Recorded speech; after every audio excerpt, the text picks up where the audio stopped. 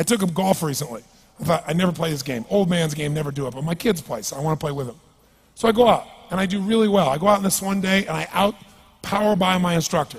I'm feeling really proud. The next day, I'm not feeling so proud. I keep putting the ball in the water again. I'm so frustrated. Put down another one. Put down another one. I don't care. I don't care what my score is. Let's do it. And finally, I was getting frustrated. He's going things like, ain't it a bitch? This is golf. And I'm going, bull. I said, you're a terrible instructor. I said, because I should at least be consistent at whatever shitty level I can achieve. I said, I know I'm not Tiger Woods, but I should be able to be consistent, and you're just telling me it's difficult. Telling me it's difficult is not helping. Tell me what to do. He said, well, actually, you're only a little bit off. I said, could have fooled me. He said, no, you're about a millimeter or two off. I said, you're joking. He said, no, watch this. He said, I didn't teach you this yet.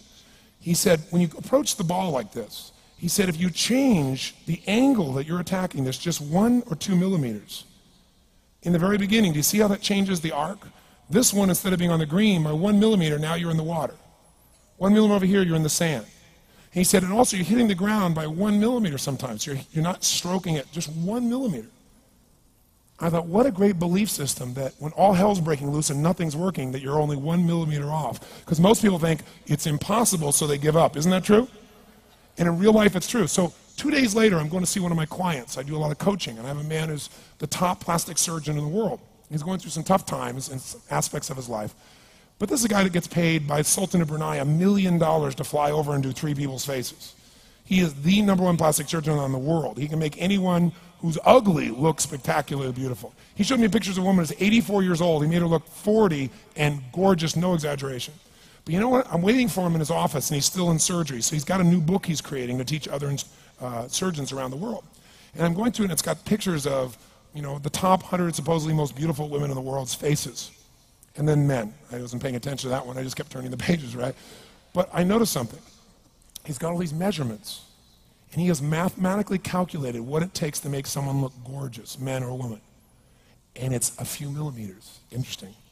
For example, on a woman, the distance between the top part of your lip and your nose, this little distance, the measurement of that, if you're beautiful, gorgeous, is the same size as your eye. If it's 1 millimeter more, you have an average face.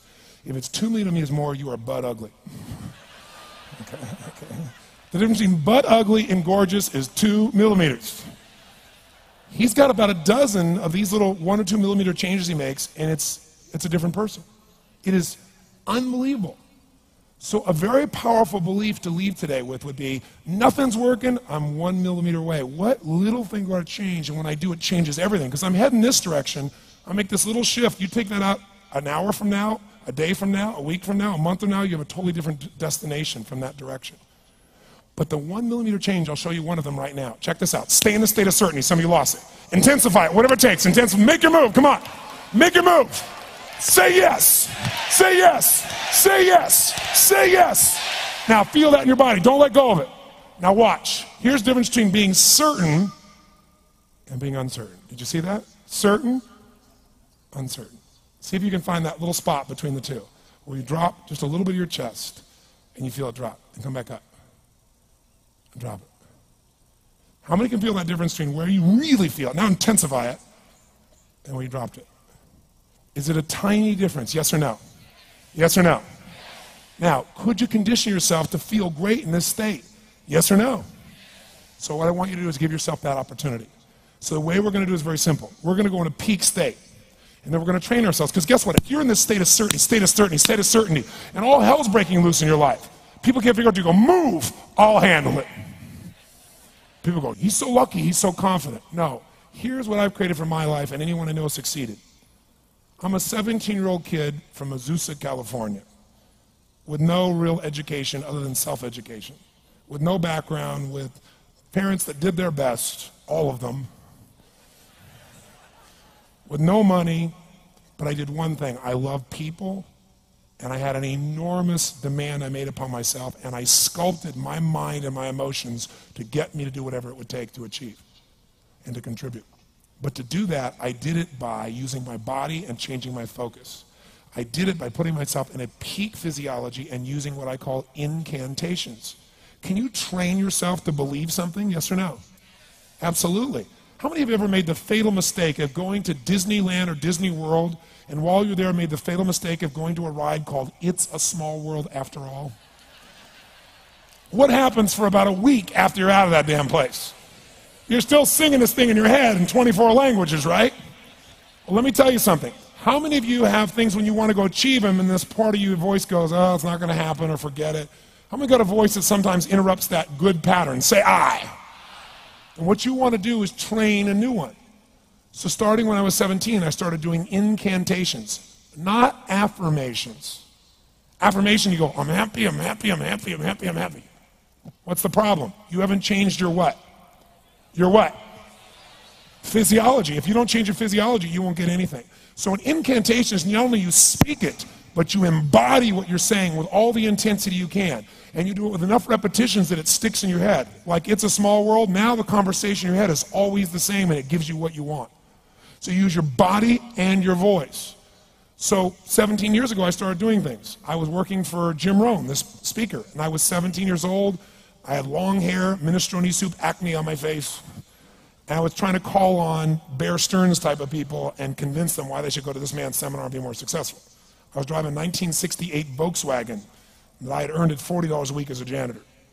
The only way I did it was park far from the building and then go in, and I love people and I believe, but I put myself in state and I was able to influence people that were far more successful than I was at the time. I would do something that I still do backstage and have done for 23 years because I don't hope I'm going to be in a good state, I demand it. So I do an incantation using my whole body. I'd say, I now command my subconscious mind to direct me in helping as many people as possible alive today to better their lives by giving me the strength, the emotion, the persuasion, the humor, the brevity, whatever it takes to show these people and get these people to change their lives now. And I would do that literally driving in my Volkswagen to a meeting in LA on the freeway for 40 minutes. People are looking at me, I'm screaming at the top of my lungs. They're going, I know he's a serial killer, I know he is. But by the time I entered that room, when two people meet, if there's rapport, the person who's most certain will always influence the other person. And I was totally certain, and they were trying to get revved up to certainty. Do you agree with this, yes or no? I do another one because I was poor. I changed my mindset. I kept doing things, but I never got beyond it. I'd say God's wealth is circulating in my life. His wealth flows to me in avalanches of abundance. All my needs, desires, and goals are met instantaneously by infinite intelligence, for I'm one with God and God is everything. And I would imagine the abundance of my life, and I would feel so grateful. And a year later, I went from making $38,000 a year to making $1 million a year in 1 year. Because successful people do what failures won't. You follow me on this? You know?